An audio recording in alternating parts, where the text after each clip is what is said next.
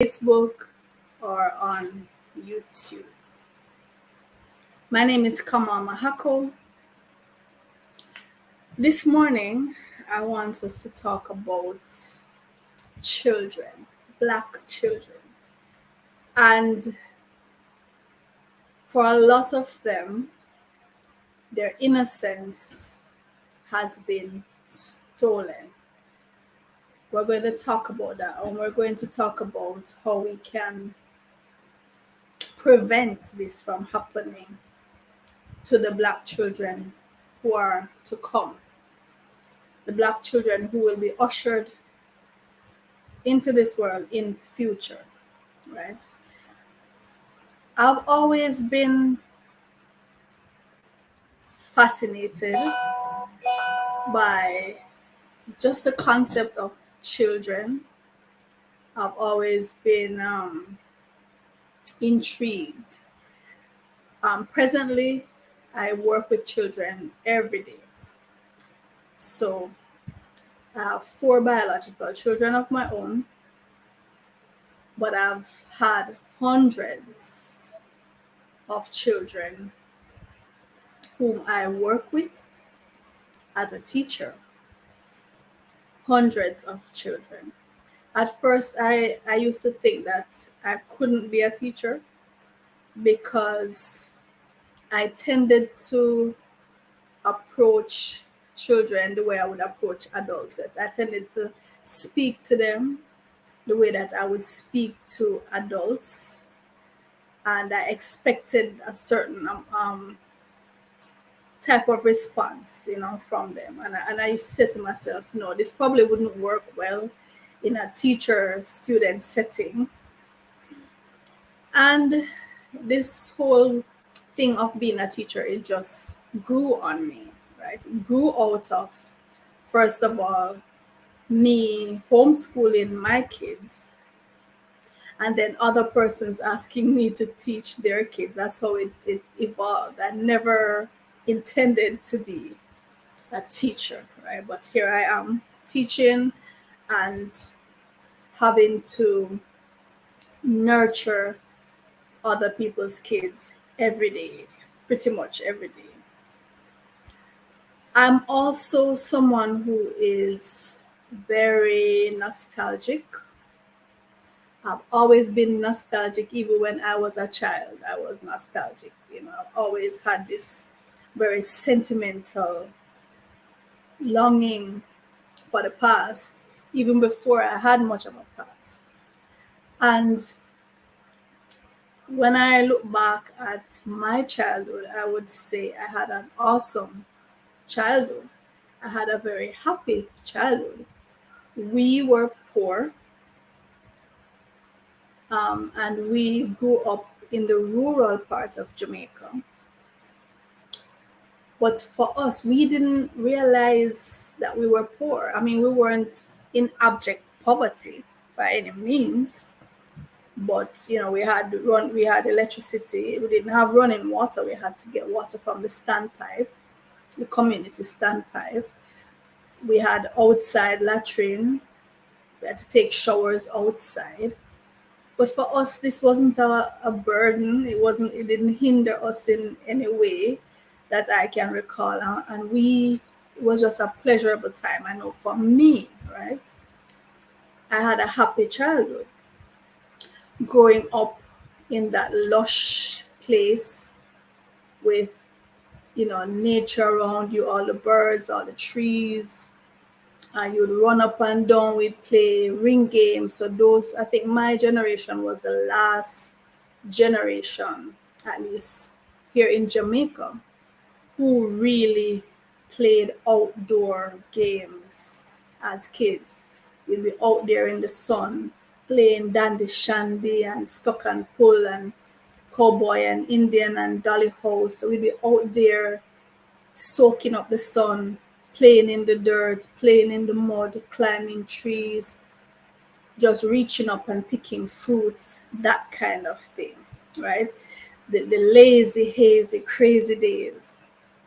Literally lazy, hazy, crazy days. That was my childhood. It was awesome.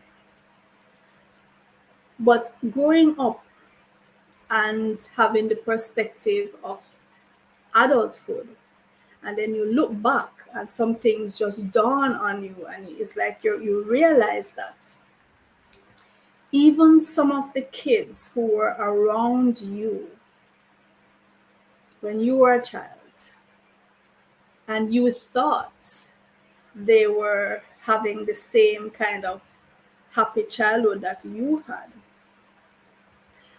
Now when you understand certain things and you put things into perspective and you have access to certain information, you realize that, hey, this child wasn't really enjoying their childhood as you. This child was being deprived of a childhood, actually. This child's innocence was being stolen. You weren't conscious of it. Most of your friends weren't conscious of it. But this child would have been conscious of it, or these children would have been conscious. So we're talking about children who they experienced incestuous relationships. Some of these children were being molested by whether it's family members, stepdads, stepmoms, grandparents, neighbors, family friends. They were being abused physically, emotionally, sexually. And they had to endure all of this. And some of them, they were still out playing with us, laughing with us, trying to cope. They had to find ways, mechanisms of coping, right? Being amongst the rest of us who were oblivious to all of this pain that they were going through. Looking back now, and you realize that, hey, some of these kids they actually had to have jobs. They were employed. They had to be fending for themselves. They had to be earning money for the family. And this is the reason why a lot of them were absent from school. I remember, you'd be at school and you're pretty much at school every day. And there would be one or two kids who every Friday they were absent, or 3 days for the week they were absent, 2 days for the week they were absent. To you, it was just it was probably something you laughed about. And said, boy, this child, you know, you would probably blame the child and say, well, this child doesn't like school. This child doesn't want to be at school. How could someone not want to be at this place where you can learn all these things? But then, as an adult, and you understand the reality of situations, and you realize that, hey, this child had to go out and sell newspapers or sell bag juice or sometimes even sell themselves to provide for themselves and to provide for the family. A lot of these kids, they had to, and when some of them who did come to school, when they left school, they started their job. So while we came home from school, out in the bush playing, running up and down, some of these kids had to actually start work. They had to go and sell peanut cakes, sell newspaper, sell bag juice in order to earn, or go to the farm and help their parents, or go to the market and actually be employed selling in the market to earn their keep, right? No, this was not something that we would know. You just know that, okay, this child did not like school, or this child was hardly ever up at school. So these are the children who would be deprived of an education, and so they would be more likely to fall into crime, to fall into poverty for the rest of their lives because of this, right? So they were not given the same opportunities that the rest of us had, right? Some of them they had to assume actual adult duties, adult responsibilities at home. Some of these kids had to go home and cook a full meal. They had to wash, they had to clean, they had to do all the chores. I'm not talking about regular chores that, we all as kids or parents try to develop that sense of duty in us to contribute to the work since we contributed to the mess. I'm not talking about the regular chores that a child would be given. I'm talking about full on adult duties, heavy duties to maintain a household, keeping the household clean, especially some of the girls who live with their aunts. This is something I found, particularly those girls who they live with their aunts or other relatives who are taking care of them because for whatever reason the parents could not. A lot of these girls had to carry the entire burden of the household, the cooking, the washing, the cleaning, the taking care of the younger kids, maybe their aunts' children, their uncles' children. It's something I have seen, it's something I have, you witness it, but as a child yourself, you didn't really put it together to say, this is happening and it's unjust, it's unfair. But looking back now, you realize that, hey, why, this should not be allowed to happen. This child was deprived and this child was exposed to things that he or she should not have been exposed to. No, the topic is saying Black children. I can speak for Black children because that's what I know about. I'm speaking from the Caribbean perspective, and I could also extend that to the American perspective because I have read a lot and watched a lot of material on this situation with the Black American experience. Wherever you are, you can let me know what it has been like in your neck of the woods, right? But I know for us, the Black child, and this is something that is so rampant that people now use it as a stereotype that the Black child is not likely to know his or her dad. That has become a stereotype. It is so rampant that it has become legendary, right? It is assumed that as a Black child, especially in America, and for a lot of cases in the Caribbean, you either don't full out know your dad or you haven't seen him in a while, right? This has been the Caribbean experience and the Black American experience. Either you don't know your dad or you haven't seen him in many, many moons. So the abandonment by the father is very common in the Black household.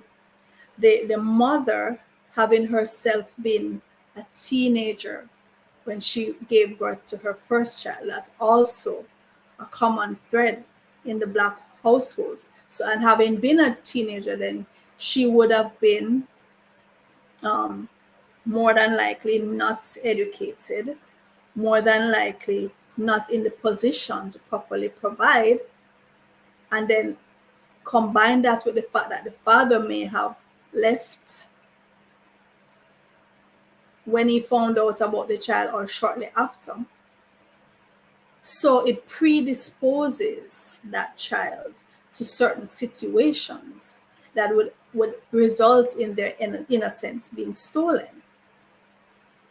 Poor housing, lack of privacy in the home, lack of good role models to emulate in the home, poor schooling, all of these things predispose our Black children to having their innocence stolen. And who is the one who is stealing it? Who steals this innocence?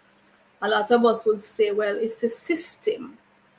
The system is set up in such a way that for the majority of Black children, they have no innocence to begin with.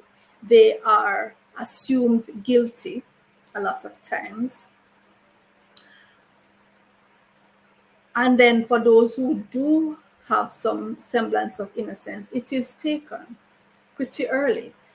We don't get the opportunity to even offer it up the way other children have the opportunity to offer up, to grow into, or to grow out of that illness, that slow, that gradual, timely growth out of innocence. It's not something that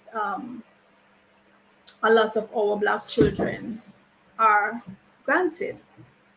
It is snatched, it is taken, it is ripped from them by force, by circumstance, right? And this is very unfair to our children, and it also predisposes the race. It predisposes the race, the entire race, to certain situations, to certain conditions.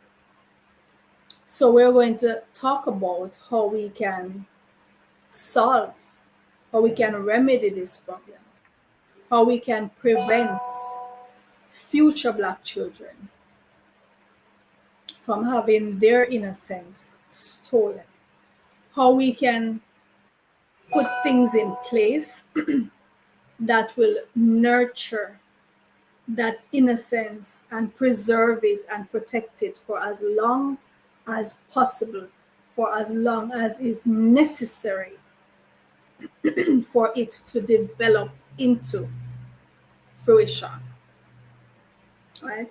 That's what we want.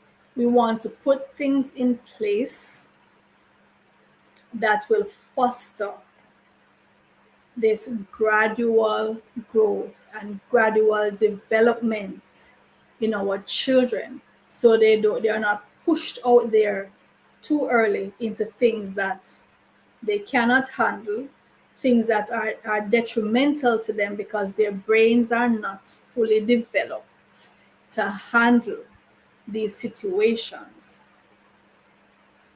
And as you see, as humanity evolves and as our societies become more complex, I believe that our children, more and more, they will need more time in order to truly be ready, right? Truly be ready to go out there, to launch themselves, right, into the society and become fully functioning members of society.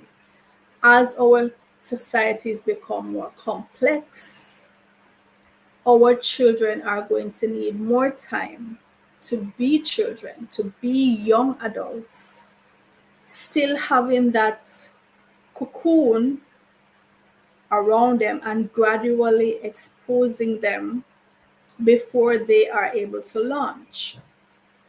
So we know that way back then, our children, in a lot of societies, who we refer to now as children, would be fully functioning adults, really, right? In ancient societies, in a lot of societies, when young people were 14, 15, 16, they were full-fledged heads of households.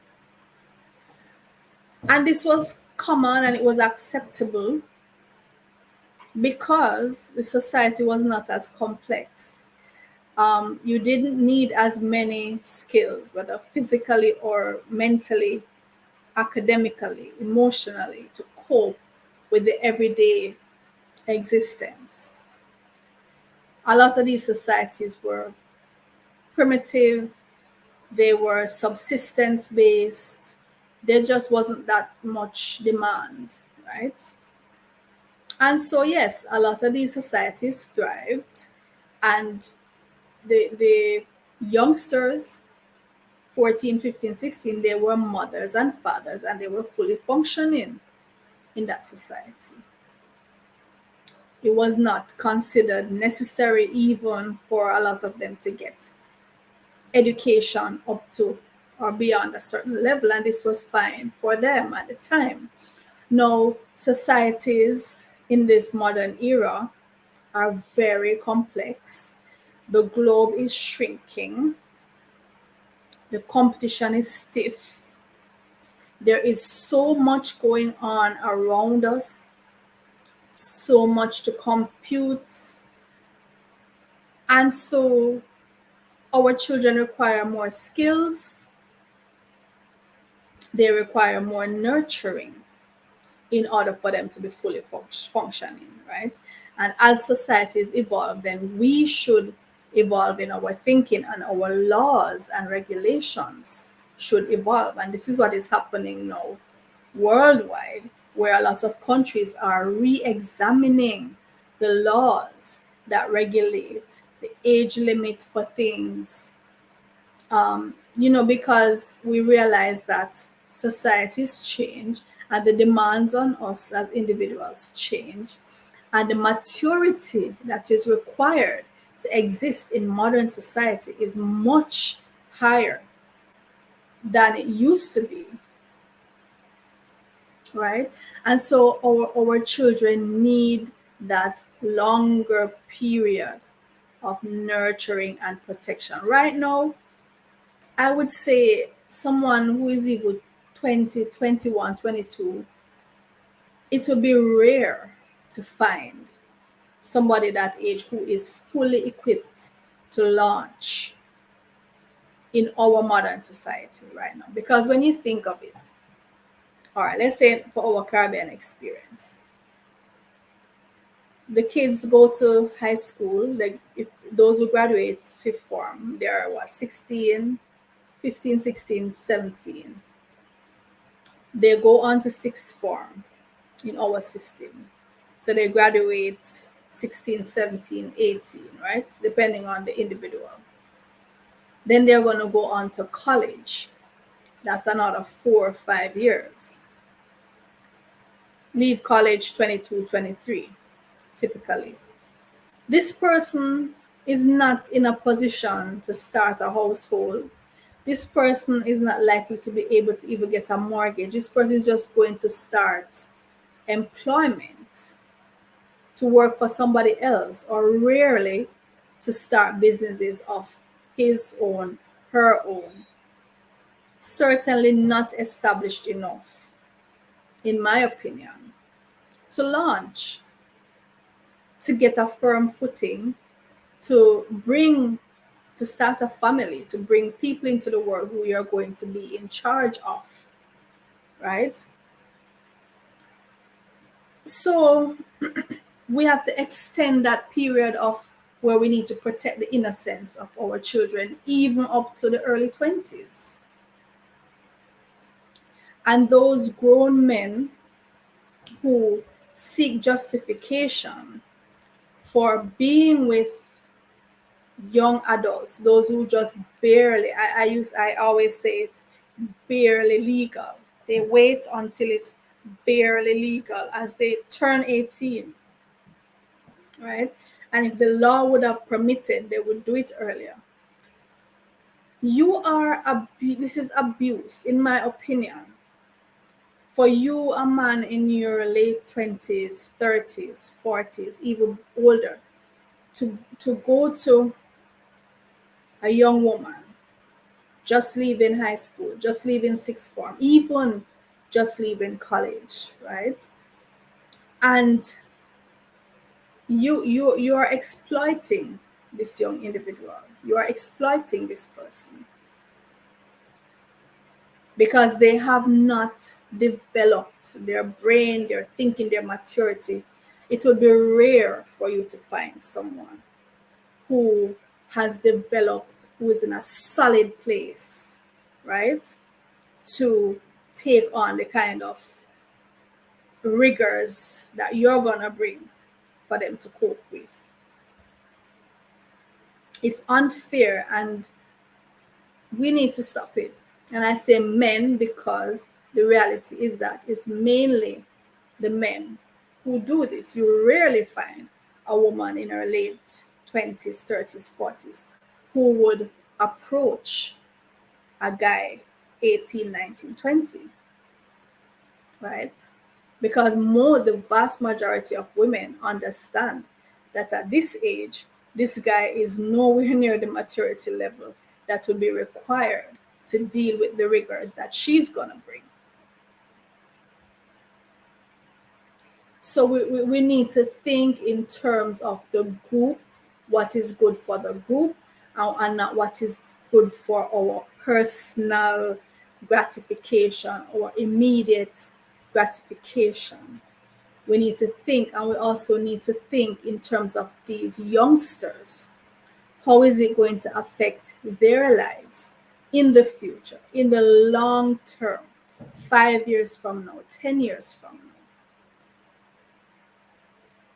We need to think in terms of the group, right? And what's best for all of us when we make the decision to interact with persons, especially young persons. This is important. They are the future and they are the ones who are going to decide what kind of society we live in. And we need to understand how our actions affect them and perpetuate cycles, right? I remember when I was at high school, right? A lot of the girls, so this was an all girls school, a lot of the girls were from the inner city, downtown, which we call the ghetto areas, right? And when I was at school, and we saw these girls coming in, we'd actually hear their stories. They would have stories to tell, and we would find it funny. You know, they come from these garrison areas, these strongholds where the Don ruled, and certain times when there's a flare up, they had to stay in the community. They couldn't even leave to come to school. And sometimes you see them, they arrive at school and they say, boy, there was a shootout last night, or we had to be dodging bullies. And we would find it funny. We would find it funny. Now looking back, and I'm saying, gosh, these children really had their innocence stolen. They really, truly, these children who live in the ghetto areas, in the garrison areas, they have to do homework while bullets are flying all around. They might be asleep and a bullet come through. Several children have been taken out by stray bullets coming through the window, coming through the wall where they live. They want to come to school, they can't come to school because violence flare up, or they're at school and they want to go home and they can't go home because violence flare up. And these children witness their relatives being taken out, their friends being taken out by bullets, by violence. Some of these children because the culture in these garrison areas is for the Don to be in charge of the affairs of everyone, and so the Don might decide he wants this particular female or male, sends for the child, and the parent obliges. Why? Because the parent, if the parent refuses, then they're going to come up against attack. And so a lot of these girls are parceled off to these dons or to the cronies of the dons as a way, it's almost like protection, right? It's in exchange for living here, in exchange for the protection that we provide. You have to offer up your daughters to us. And sometimes when you see the girls in these garrison areas, they have particular behaviors. It is not innate to them. It's not that they want to be this way. It is that they have been cultured to be this way. The first time I attended a party in a garrison area, I was about I was about 18, 17, 18, right? And a friend invited me into this garrison area. They were having a birthday party. These were children, 6, 7, 8 year old having a birthday party. And I went to the party, and what I saw, it shocked me. I saw children on their heads gyrating. It's a birthday party for 6, 7 year olds. On top of they're on their heads with their legs in the air, gyrating. Foot up on the grill, foot up on the door. I mean, doing all. And to me at that time, I was 16, 17. It was a shock to me. It was a complete shock. And I was made to understand, no, this is life. This is how these kids do from they're able to toddle, from they're able to walk. They're standing on their heads, dancing, gyrating, offering themselves up in the most provocative way, and the parents and other adults around them cheering, and probably if the child refused to do it, even being chastised as being an idiot, a softie, a fool for not doing it, for not conforming. So when you see these ghetto girls, as they are called, and the ghetto boys behaving in a certain way, it's not that they are innately like this. They have been conditioned to be like this. The girls have been they are conditioned to be promiscuous. Both boys and girls are conditioned to be promiscuous. They are conditioned to drink and smoke and engage in activities that are detrimental to their health, detrimental to their peace of mind. And if you, as a child who love your book, you are seen as even worse than a nerd. Nerd is an understatement for what you would be called. If you are from these areas and you are interested in your book, you want to do your homework, you don't want to go to the dance hall, you don't want to go to the party, you don't want to stand on your head top and gyrate. You are seen as a fool, right? So they are predisposed to violence. They are predisposed to promiscuity. They are predisposed to substance abuse and teenage pregnancy and dropping out of school and having no real viable future. They are predisposed to this. Children who are born in this situation are predisposed to fail in life. The ones who succeed legitimately are the rare exceptions. Because when you have to live in a place where there's no privacy. People coming in and out of the rooms. You have to share bathroom facilities with not just 5 other persons, 5 other families. When you live in a tenement yard, we call them tenement yards in the garrison or the big yard, 5 or 6 different households. So let's say each household have 5 or 6 persons or more, and everybody in all the households they share the one bathroom facility.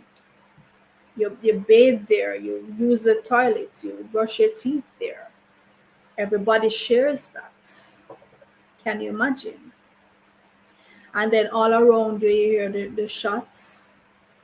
It's a constant dance jam session going on every night. Stray bullets.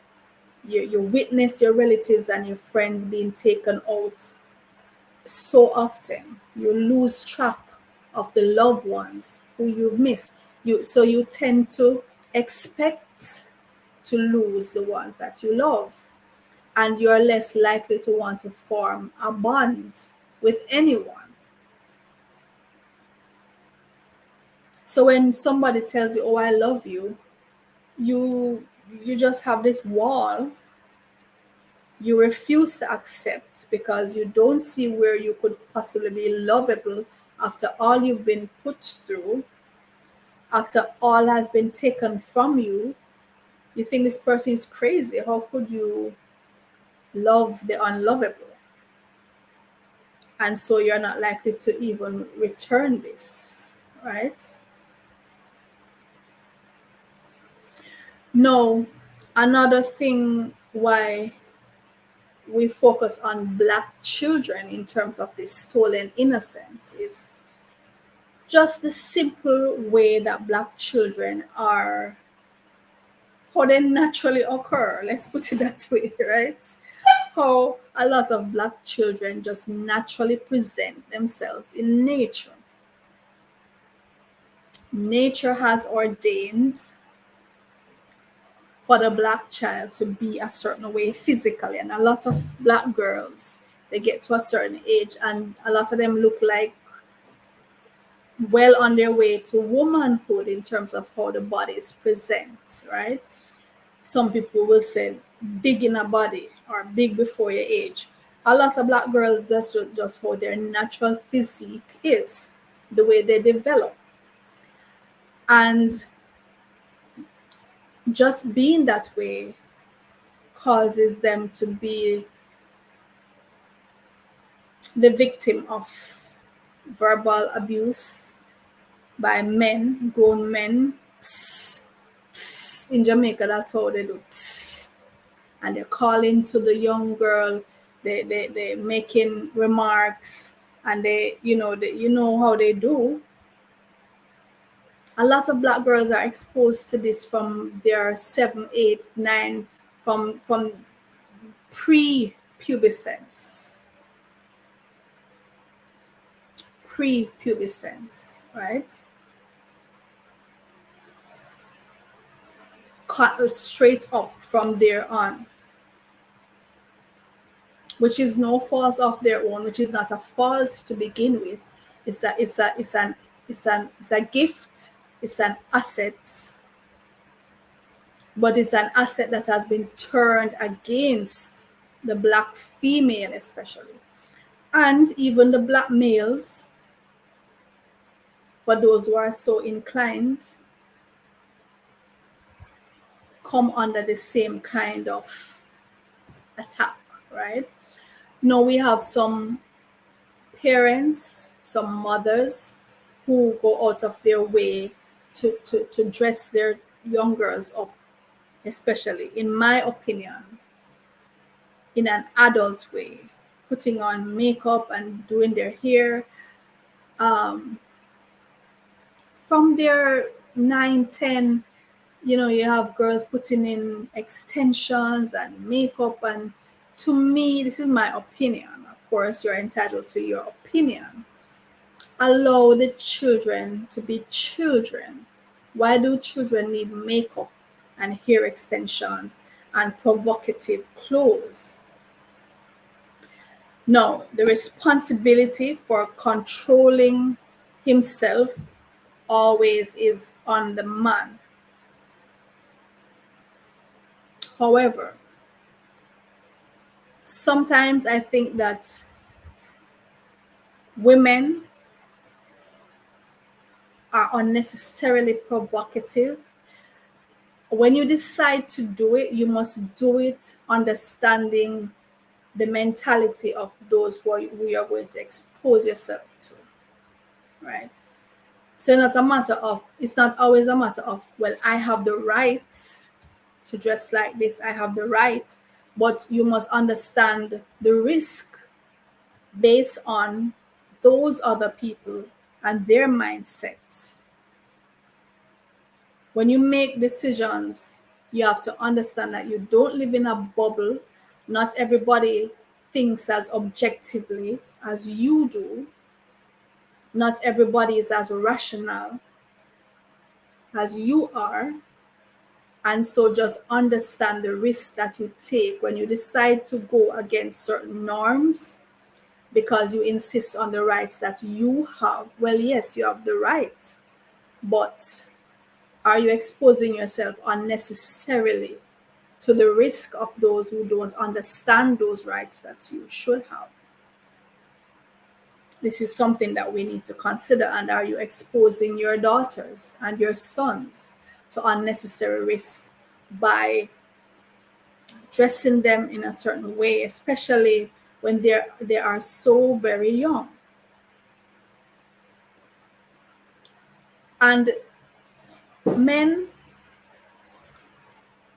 you must understand that we live in a civilized society. These animalistic tendencies that a lot of men have, you need to shed them, right? It's an animalistic tendency that you have to want to be calling to anything that walks. You want to be groping and you want access to. It's animalistic. It's not civilized. We live in a society and you should try to conform to the norms of the society, right? Try to conform for the better good of all of us men. Try to shed those animalistic tendencies that you have and conform to the rules and the regulations that we have agreed on in society in order for a civilized society to progress. Okay? Because when you deprive a youngster of their innocence, you deprive them of the developmental stages, step by step, going into these developmental stages in due time. When you deprive them of that, it's the society that suffers. It's the society, it's everybody that suffers, right? I remember, as I said, the more evolved we become as a society, the more complex we become, the more time we have to allow for the brains of these youngsters to mature, to develop to the point where they can launch and land on two firm feet. We have to give them that time to grow and to develop. Allow our youngsters to grow into maturity. Allow them to offer themselves in due time when they are ready. Give them that privilege of being able to offer. if you ask a lot of women, were you able to offer your virginity to the one who you chose? Were you able to offer it as a sacred thing, as a gift? Were you able to offer your virginity as a gift to the one whom you chose? Sadly, most women were not. Most black women, ask them. Don't take my word for it. Ask your mom, ask grandma, ask your aunties, ask even your nieces, your sisters. Ask them, were you given the chance to offer your virginity as a sacred gift to the one whom you chose as an adult to give it to? Were you able to do that? A lot of our mothers, our grandmas, our sisters, our aunties, they were not able to offer. It was ripped from them, it was taken, it was stolen. It was stolen. And a lot of them have spent much of their adult lives still grieving the loss, still not recovered from the theft. This goes for girls and it goes for boys as well, right? It goes for girls, it goes for boys. It's not just our females. Many boys, their innocence was stolen from them. We need to stop. We need to break the cycle. We need to set a new paradigm. We have you have children on the street who are pretty, you see, in Jamaica, I've heard, I don't know if it's actually true, but there's a rumor, there's a legend that some of the most wanted men in Jamaica are actually teenagers, children. Some of Jamaica's most wanted men are children. And a lot of them started off as street children. They lived on the streets, they grew up on the streets.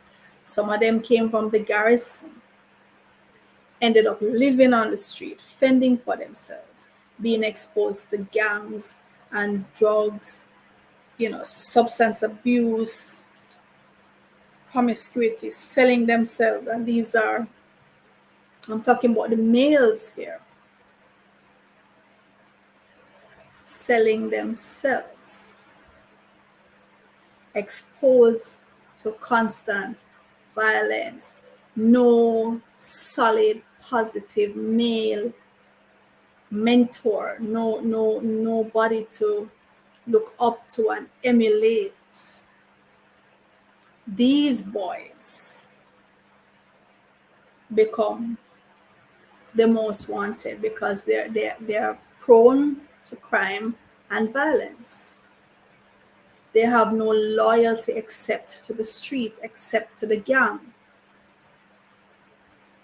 They have not been exposed to love and tenderness, and so they show no mercy. They don't know what it's like to be a child. They have not experienced childhood. They did not experience childhood. And so they are hardened, they are vindictive, they are angry, and who can blame them? And let us not forget their brains are not fully developed because they are still physically children. So the kind of rationale, the kind of reasonability we would have and expect, they're not going to have, right? They are more living in the moment, immediate gratification, center, they are the center. It's all about what they want. They will take it from you, and they have no loyalty to you, no loyalty to society. They are loyal to those who have gone through what they have gone through.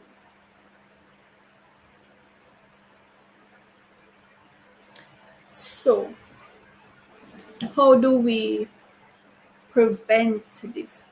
How do we break the cycle of this? I would say we start, first of all, by not bringing any more of these children into the world. By that, I mean not that we should stop having children, but we should stop bringing on so-called unwanted, unplanned for, unloved children into the world. We need to prevent it from happening by being very purposeful in our actions as responsible adults, by ensuring that certain things are in place before we decide to have children. Now, we all know women can get pregnant without intending to. We all know, whether you, no matter what you put in place, no matter the unless it's total abstinence, right? Total complete abstinence. That's the only surefire way of preventing. So yeah, you can use whatever method, you can do whatever, and pregnancy can still occur. We know that, but I'm saying for the majority of cases, there should be planning. Things need to be put in place that even if pregnancy occurs and you weren't ready, but at the same time you were ready, if you get what I mean, right?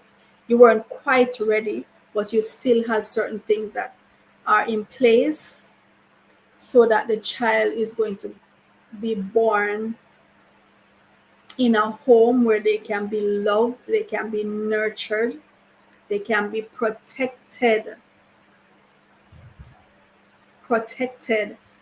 We leave our children up to all manner of agents, even the relatives. You have to watch, you have to protect your child even from the other parent. Sometimes you have to think that way. Don't take anything for granted when it comes to the safety of children. They cannot protect themselves. They cannot protect themselves. They cannot keep themselves safe. They should not have to think about providing for themselves. A child should not have to have their hand at the jar worrying, what am I going to eat? Where am I going to sleep? That's the responsibility of the adults, the parents. We have to ensure that, especially if you know that you yourself have been through traumatic experiences, you have to make sure to heal. Make sure to get some therapy, spend some time by yourself, processing and healing, so you don't attract a partner who is also sick. Heal so you can attract healthy partners. Heal so you can attract people who will be good parents or good co-parents. Ensure that you are able to take care of yourself financially. Ensure that you have a stable place to bring a child into the world. Children need stability, they need safety, they need affection, they need access to good education, they need access to clean, conducive environments so they can thrive, so they can be children, so they can run and play and scream, because those things are part of their natural development. It's natural for a child to run and play and scream. They need to do it. It's natural for children to be at play with other children, to work out issues, to resolve issues, to fuss and fight and learn how to resolve, how to cooperate, how to share, how to be at odds, how to disagree. All these things are natural and healthy, and children need to learn how to do them, right? So that's the first thing. We have to ensure that the spaces that we bring the children in are conducive. We have to ensure that we ourselves are stable in ourselves. Because once that child gets here, you are responsible for 2 decades for the health and safety and protection and nurturing of that being, because their brains will not develop to the point where they can do that for themselves until 2 decades later. Don't bring children into the world unless you are very certain that you'll be able to allow them to be children, to thrive in environments that will allow them to develop, that will not rob them of their innocence. That's the best that we can do in terms of this situation, is to ensure that before they come, we have things in place to make it conducive for them. Right? If you already have children and you never you didn't have the foresight to ensure that certain things were as they should be, well, you need to let that be your number one priority now. Every ounce of energy you have should be towards ensuring that you create that safe space for your children to be and to develop. Don't bring anyone into that space that's going to be a threat to them. Don't allow anyone into that space who will deprive your child. It doesn't matter what that person is gonna bring, no matter what other kind of benefits that person brings. The minute you suspect that this person is going to be a threat in any way to your child, you need to remove that person from this space, right? Be vigilant. Watch over your children like hawks. Watch over them. And I mean your girls and your boys. Don't think that it's only the girls that need protection. Your girls and your boys. Protect the safety of your boys. Don't let them think that they can go and be promiscuous and damage other people's girls while you want to protect your girls. Because if you allow them to go out there, who are they going to be promiscuous with? Other people's daughters, right? And you don't want that for your daughter. And also get your sons to understand that when they are promiscuous, they're draining their life force, they're draining their vitality, and they're going to see the effects of it later in life. So protect boys and girls. Let us protect our boys and our girls, right? So they don't have to be walking around when they get to their 20s, 30s, 40s. They're not walking around asking everybody, have you seen my childhood? Let your children know for sure where their childhood is, where it was. Let them tuck it away in the beautiful parts of their mind so they can always go back and access it. Right? Let's do that for our children. Until next week, we talk about another intriguing topic. This is Kama. Take care of yourselves, and I'll see you then.